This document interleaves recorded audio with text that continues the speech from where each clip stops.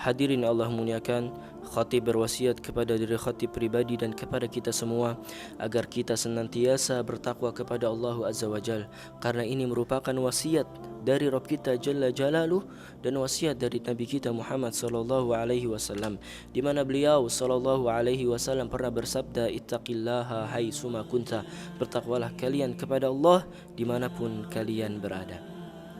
Hadirin Allah muliakan, di antara ibadah yang sangat agung dan besar pahalanya di sisi Allah yaitu adalah ibadah sabar. Karena setiap perbuatan yang kita lakukan, setiap amal soleh yang kita kerjakan, itu selalu membutuhkan kesabaran di dalamnya. Sampai-sampai dikatakan Imam Ibnul Qayyim Al-Jauziyah bahwa setengah daripada ibadah adalah kesabaran. Banyak di antara kita yang mengira bahwa ibadah itu hanyalah sholat, sedekah, zakat, baca Al-Quran.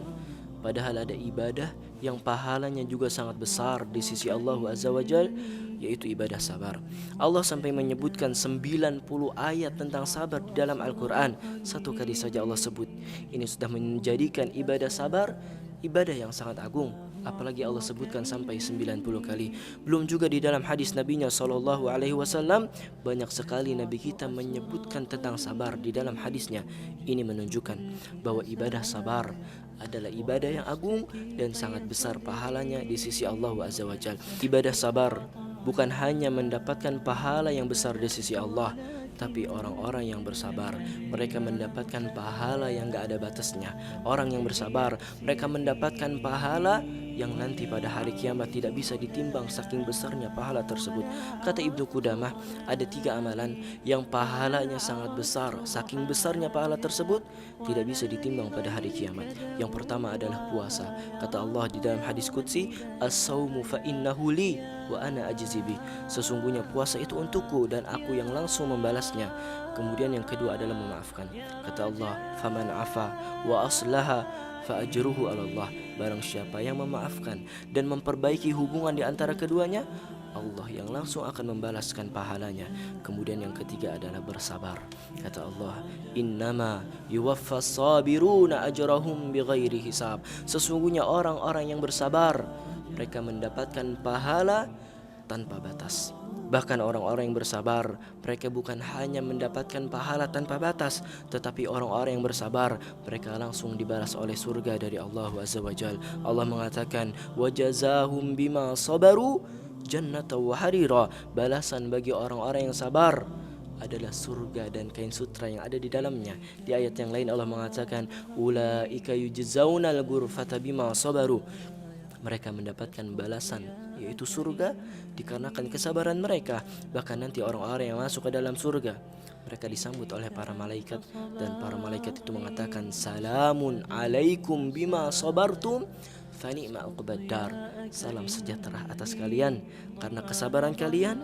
Ini adalah tempat terakhir kalian, yaitu surganya Allah Azza wa Jalla. Jadi orang-orang yang bersabar, mereka bukan hanya mendapatkan pahala yang besar, tapi mereka dijanjikan surga oleh Allah Azza wa Jalla. Perlu kita ketahui hadirin Allah muliakan, bahwa para ulama itu membagi sabar menjadi 3. Yang pertama, as-sabru ala taatillah, bersabar dalam ketaatan kepada Allah Azza wa Jalla, bersabar dalam melakukan ibadah, bersabar dalam melakukan amal soleh, termasuk bersabar ketika mendengarkan khatib yang sedang berkhutbah, sabar untuk tidak tidur, sabar untuk tidak ngobrol, sabar untuk tidak bermain HP. Sampai pada hari ini banyak di antara kita yang masih ngobrol, bermain HP ketika khatib sedang berkhutbah. Padahal apa kata Nabi kita Muhammad sallallahu alaihi wasallam, "Idza qulta li sahibika yaumil jumu'ati ansit wal imamu yaktub faqad lagat."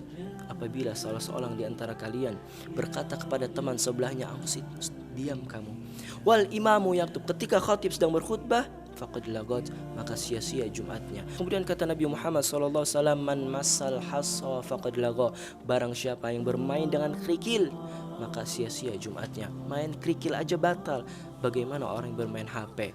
Jangan sampai karena ketidaksabaran kita dalam melakukan kebaikan menjadikan amal kita sia-sia di hadapan Allah Azza wa Jalla. Jangan sampai kita menjadi orang yang menyesal nanti pada hari kiamat karena sedikitnya amal soleh yang kita lakukan.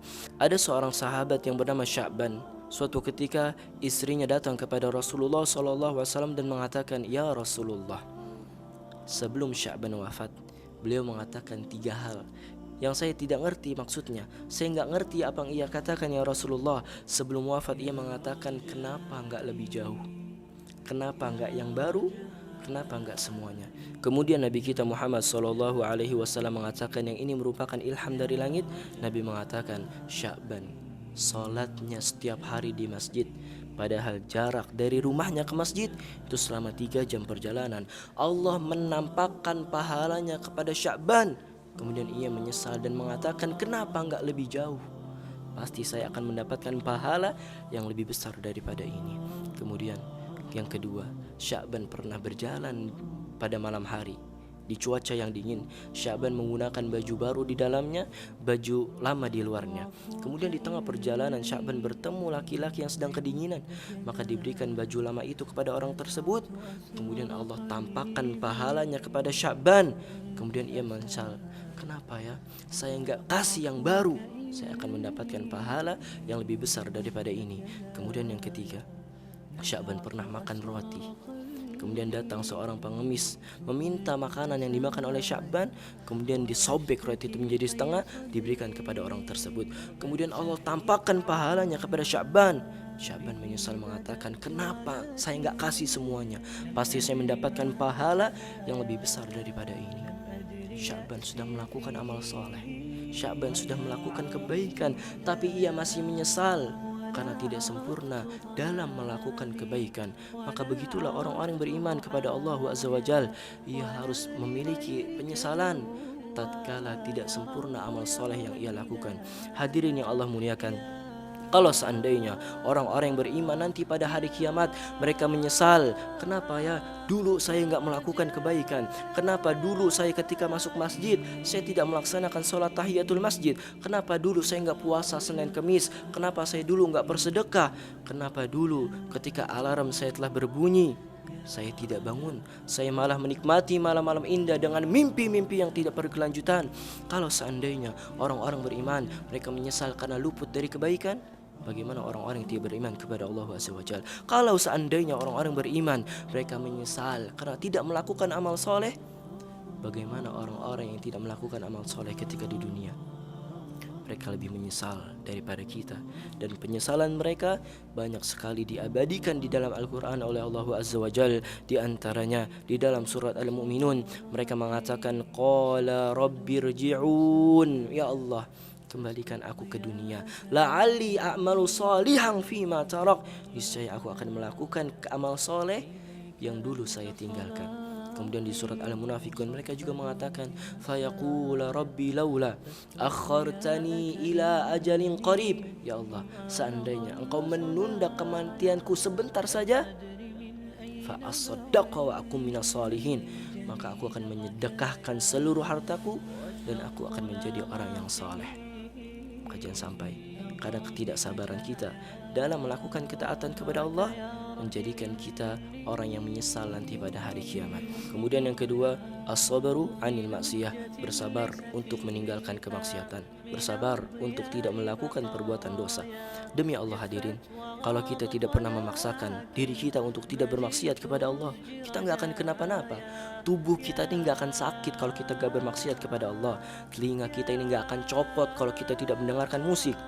Kaki kita ini tidak akan menjadi lumpuh kalau kita tidak melangkahkan ke tempat-tempat yang Allah haramkan. Mata kita ini gak akan menjadi bengkak kalau kita tidak menonton film-film yang Allah haramkan. Begitu juga lisan kita, ia tidak akan menjadi bisu kalau tidak mengucapkan kalimat-kalimat yang kotor. Maka tahanlah wahai diri, bersabarlah wahai jiwa, sebentar saja, sesaat saja, hanya sampai meninggal. Kalau besok kita meninggal, sampai besok kita menjaga telinga, sampai besok kita menjaga mata, sampai besok kita menjaga lisan, sampai besok kita menjaga tangan dan kaki kita. Maka bersabarlah sampai kita berjumpa dengan Rasulullah di telaga, karena Nabi kita Muhammad SAW sedang menunggu kita di telaganya. Nabi mengatakan, fasbiru hatta talqauni alal haud, bersabarlah sampai kalian berjumpa denganku di telaga. Hadirin Allah muliakan, kalau di dalam diri kita terbesit atau ingin melakukan kemaksiatan, maka ingatlah kematian. Bagaimana kalau Allah mencabut nyawa kita?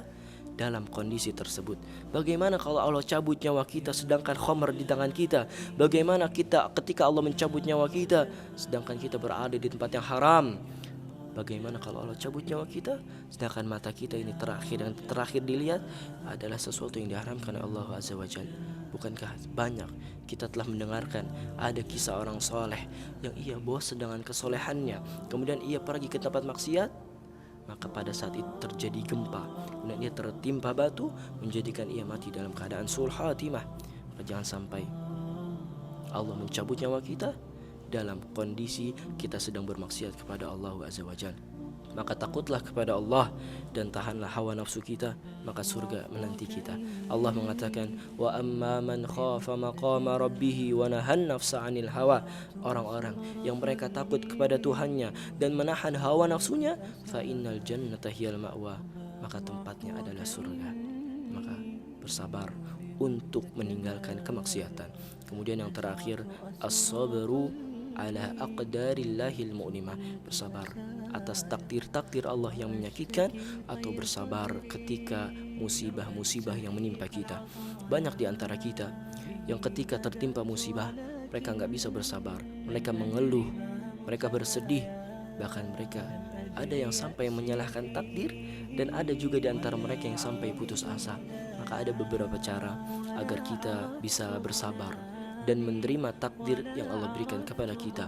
Yang pertama adalah kita harus tahu bahwa musibah atau takdir yang tidak baik itu menimpa kita, itu datang dengan izin Allah Azza wa Jalla. Allah mengatakan, ma asaba min musibatin illa biidnillah.